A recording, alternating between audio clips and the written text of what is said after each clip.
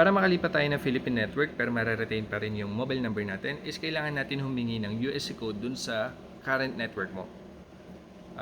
Itong kay Marrier, Globe siya. So, hihingi niya yung USC code sa Globe. May tatlong options para sa'yo. Una is yung ginawa niya. Minessage niya yung Globe mismo, tapos hinihingi niya dito yung USC code. Pangalawa is gamit yung Globe One app. Pangatlo naman is dun na mismo sa branch. Pwede ka rin humingi ng USC code doon. Once na makuha mo na yung USC code number na yan, pwede ka nang lumapit ngayon dun sa network na gusto mong lipatan. Para naman makalipat ka, may dalawang paraan. Una is dun sa branch ng gusto mong lipatan o kaya dun sa app ng gusto mong lipatan.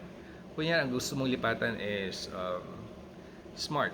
So install mo yung Smart app, pwede mo ilipat, pwede mo asikusuhin yung paglipat ng network doon o kaya dun na lang sa branch mismo kung malapit ka lang din naman sa Smart. Yun sa akin kasi 'di ba, kung i-check mo yung playlist, andyan yung mga flow kung paano ko nakumpleto yung process ng paglipat ko from Globe to dito. Doon naman sa iba naman na network, kunwari, kung Smart to Globe, bali ang process naman yan is kukunin mo yung USC ng Smart mo.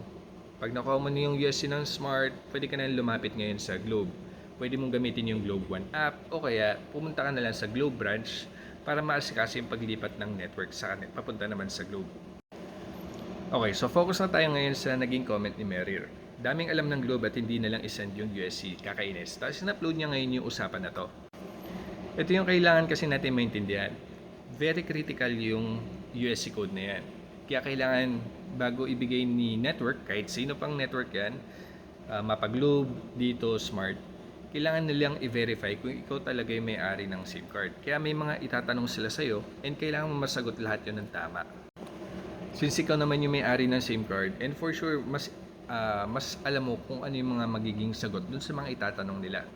Okay, so dito sa usapan nila, bali humingi ng permiso yung Globe para i-verify yung account and gusto daw man niya mag-proceed. Tapos, ano yung rason kung pwede ba niya ibigay yung rason kung bakit niya gustong lumipat na ibang network. Tapos, ito yung naging sagot niya, yung kailangan niya ng load na hindi nag-expire. Yes, proceed. Tapos, anong network daw ba yung gusto niyang lipatan? Smart or dito?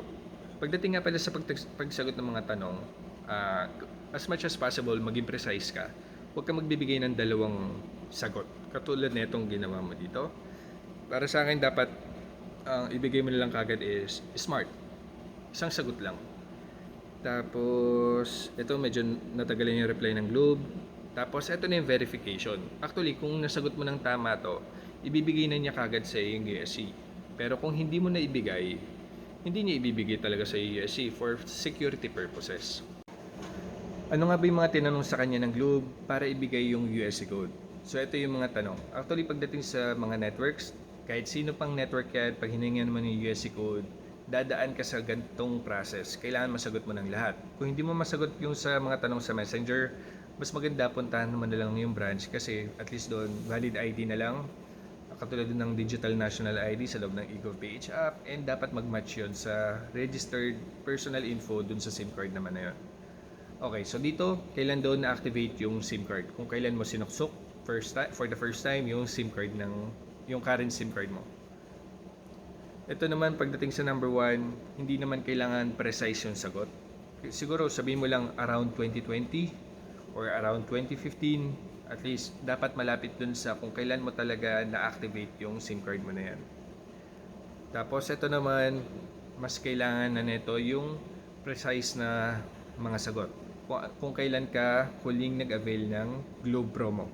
Pwede mo na i-check yan sa mga text message ng Globe sa'yo o kaya sa loob ng Globe One app. Ma-check mo dun yung history ng mga transactions ng SIM card mo. Tapos, ito naman sa huli, ano yung remaining balance ng SIM card mo. Ito, makikita mo rin naman sa Globe One app, makikita mo yung balance mo doon. Yun yung isasagot natin dito.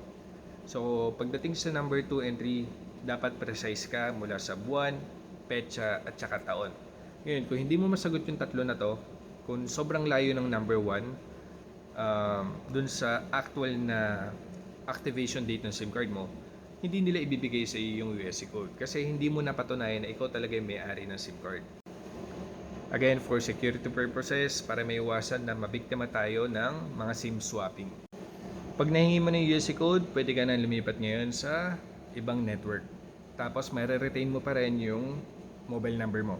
Doon sa mga nagtatanong kung nagka-problema ba sa mga Philippine bank accounts, wala. Kasi wala namang pakialam kung ano yung network ng SIM card mo. Ang pakialam lang nila is yung actual na mobile number mo.